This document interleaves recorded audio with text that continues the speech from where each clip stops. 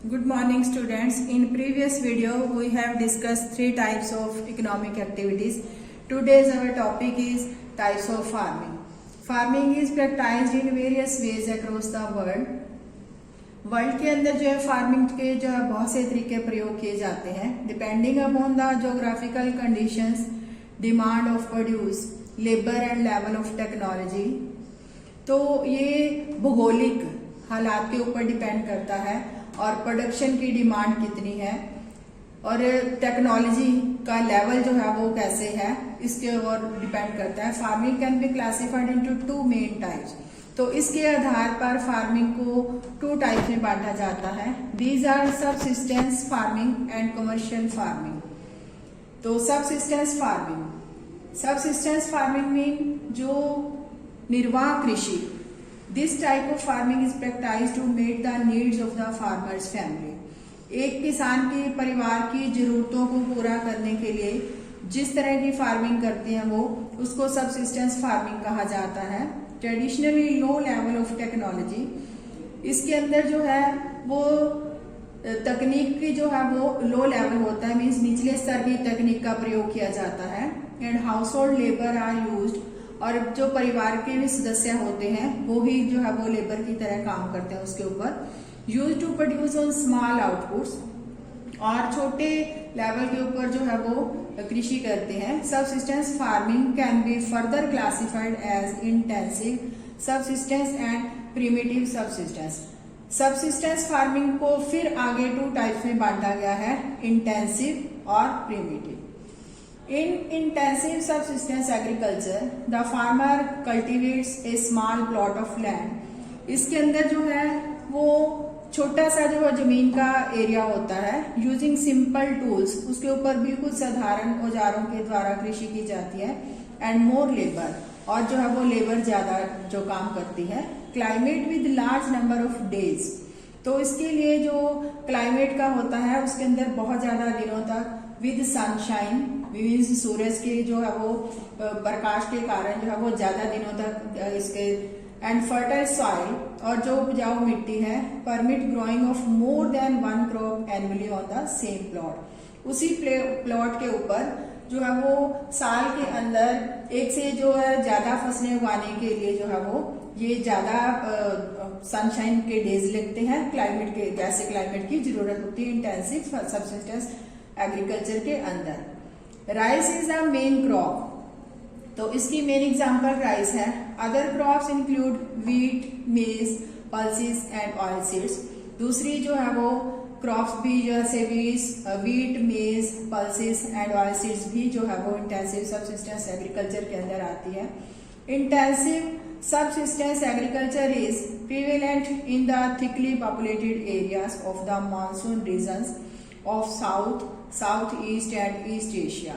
तो ये south east Asia के मानसून क्षेत्र जो है जहां पर ज्यादा पॉपुलेशन होती है वहां पर जो है वो ये वाली कृषि जो है वो की जाती है।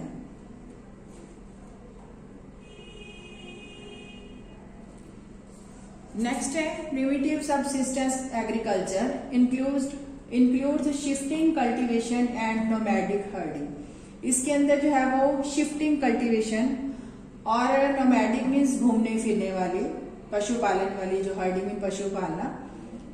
Shifting cultivation is practised in the thickly forested area of Amazon basin, tropical Africa, parts of south east Asia and north east India.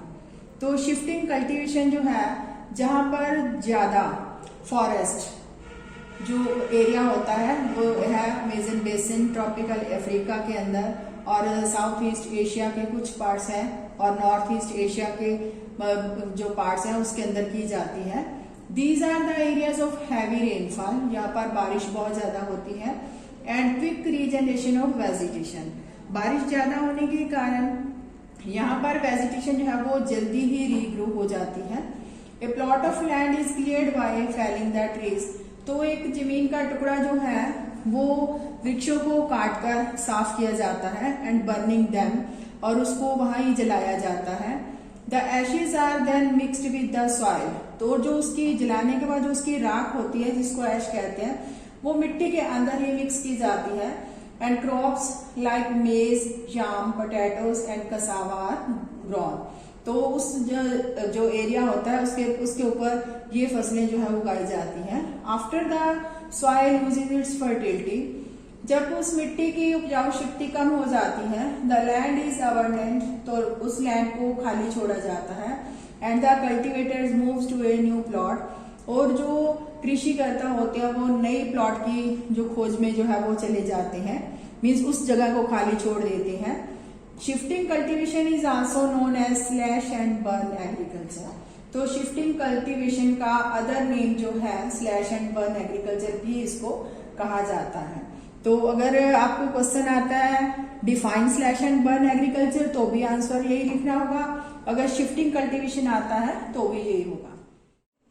Nomadic herding is practiced in the semi-arid and arid regions of Sahara, Central Asia and some parts of India like Rajasthan and Jammu and Kashmir.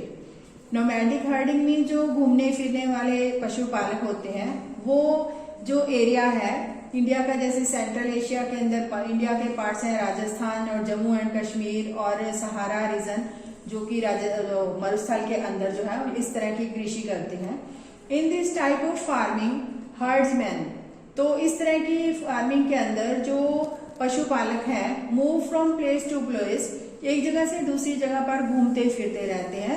With their animals, अपने जानवरों के साथ, for fodder and water, पशुओं के लिए चारे और पानी की तलाश में वो एक स्थान से दूसरे स्थान पर जो है वो घूमने फिरने की कृषि करते हैं। अलोंग डिफाइंड रूट्स, तो जो उनके जो रूट्स हैं मीन्स रास्ते जो है वो अपने रास्तों के द्वारा इधर उधर जो है वो जाते आते हैं। This type of movement arises, तो इस तरह के जो उनका मूवमेंट है एक जगह से दूसरी जगह कर घूमना जो है इसीलिए होता है क्योंकि वहां पर जो है उनको क्लाइमेटिक कंसंट्रेंट्स एंड टेरेन, तो उनके जो कृषि करनी होती है उसके अकॉर्डिंग उनकी जलवायु के अंदर जो है वो बहुत सी मुश्किलें आती हैं और भूभाग भी उनको ऐसा नहीं मिल पाता, इसीलिए वो जो है वो घूमने फिरने की कृषि करते हैं। तो sheep, camel, yak and goats are most commonly reared, तो वो जो पालने के लिए जो ये वाले पशु हैं वो पालते हैं।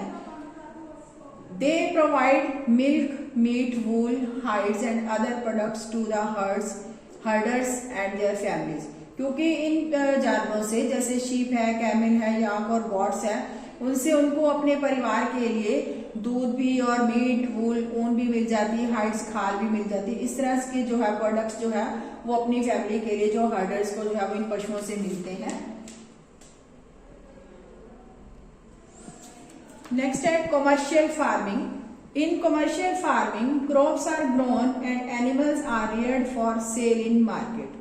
कमर्शियल फार्मिंग के अंदर वाणिज्य कृषि होती है जैसे, तो इसके अंदर क्या है वो क्रॉप्स और एनिमल्स को पालते हैं, क्रॉप्स को ग्रो करते हैं मार्केट में सेल करने के लिए।